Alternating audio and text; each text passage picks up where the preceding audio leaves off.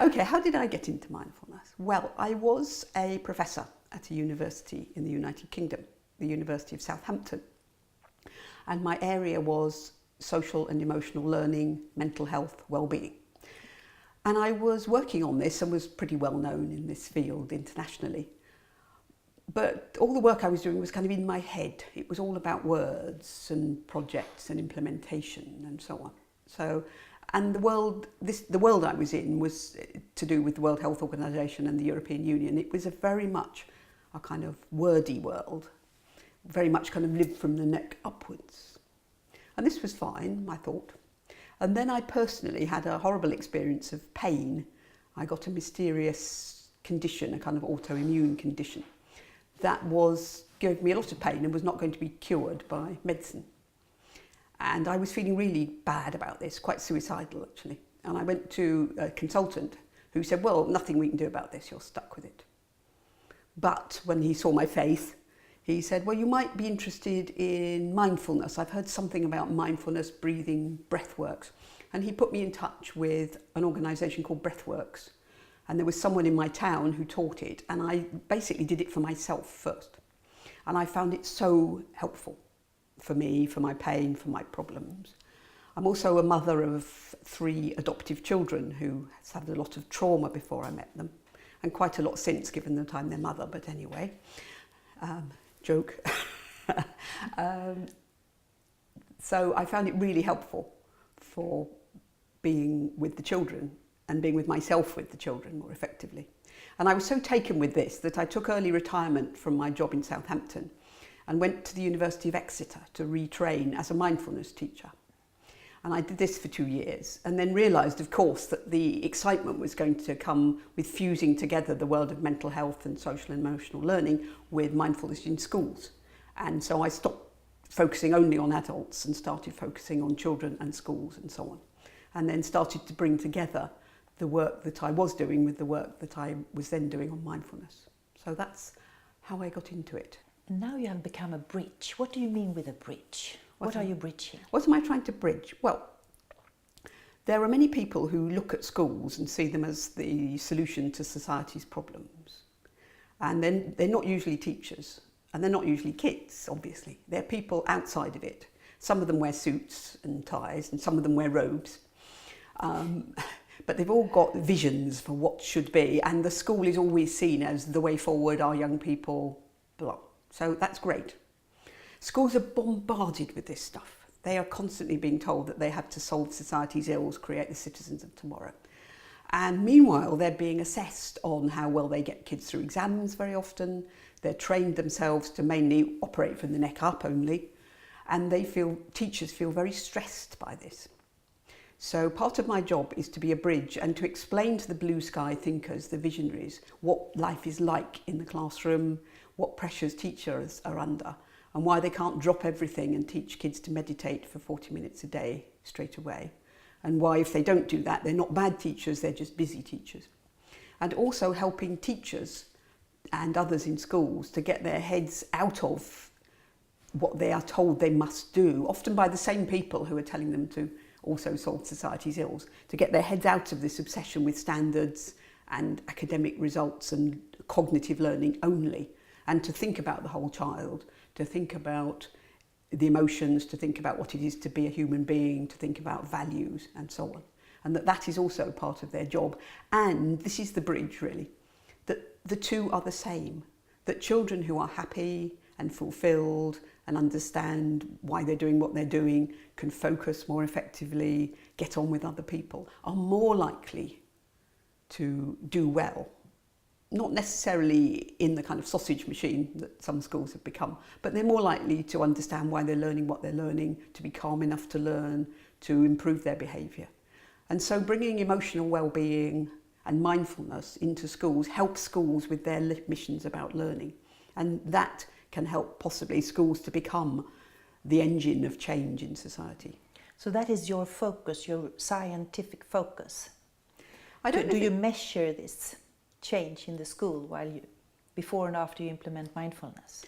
Well, I don't know, we're talking here at several different levels. My personal interest is in bridging the worlds of policy, blue sky thinking, shoulds, with the everyday world of yes, I'd like to, but I can't, of the teacher. Now, in terms of making that happen, I do a whole range of things, really.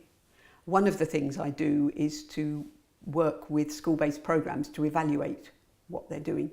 And we've just done a major evaluation of a UK program called the .B Mindfulness in Schools program, which was taught to 260 children, or young people, teenagers.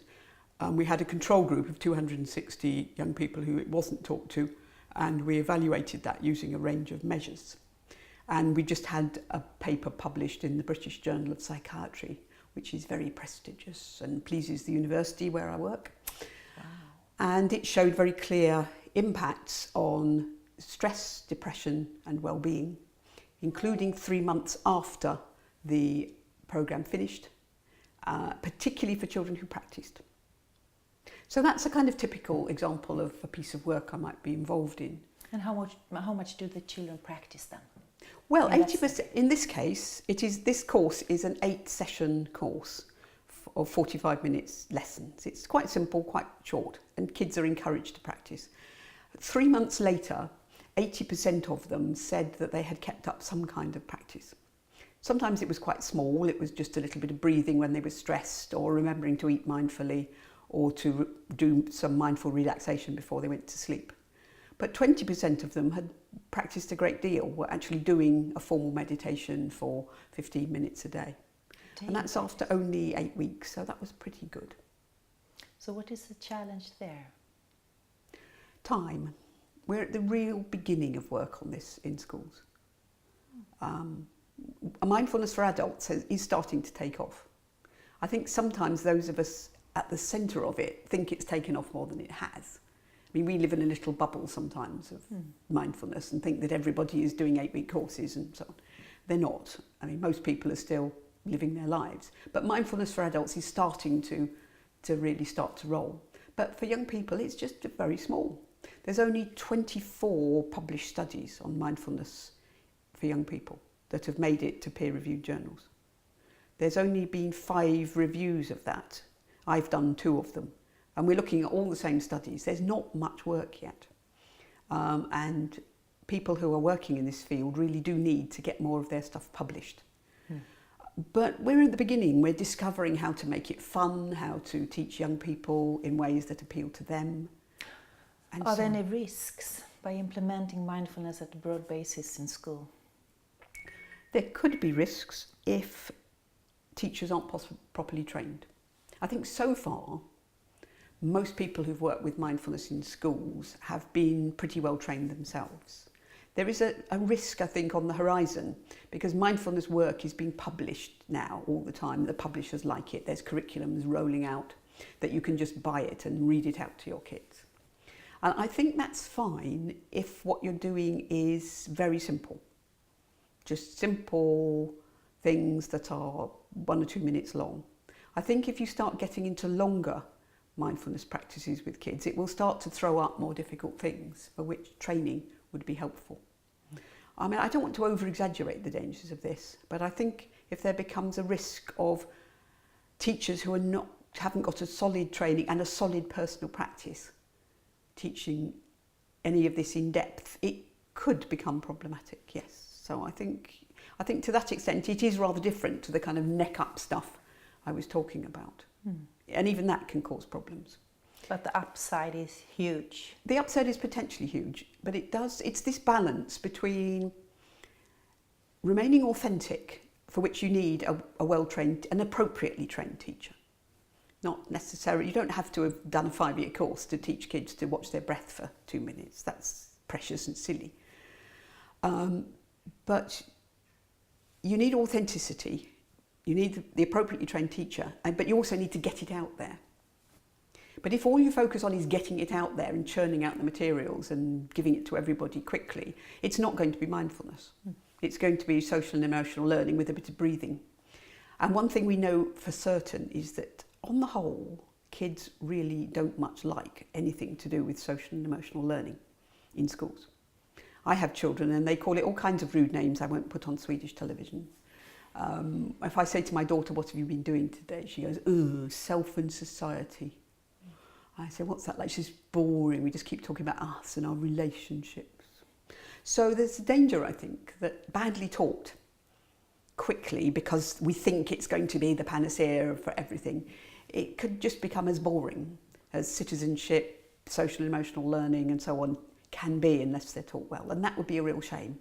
If we're going to do that in schools, I'd rather not do it at all. I'd rather leave it to the world of adult mindfulness and they can do it when they're ready. So I think I don't want to be too gloomy about it, but I think there are dangers. I guess the main thing that I've concluded from all this work is that if you want to teach mindfulness to young people, the first thing you need to do is to teach mindfully yourself. And behind that, of course, to be mindful in your own life and to have done the necessary work to do the work. So finally and shortly, you're also associated with Mind and Life Institute. In what way? Mind and Life Institute have the goal of developing educational work in schools. And I gather that the folks in the United States are developing work already, and Mind and Life Europe is looking at this particularly in a European context. It's, again, very early days. They've just appointed a research officer, and I'm on the steering group to advise Mind and Life as to how to do this effectively in schools. So again, that's my kind of bridging role. So it involves going to meetings, supporting emails, sending what I know across. That's what I'm doing there. Thank you very much. Thank you.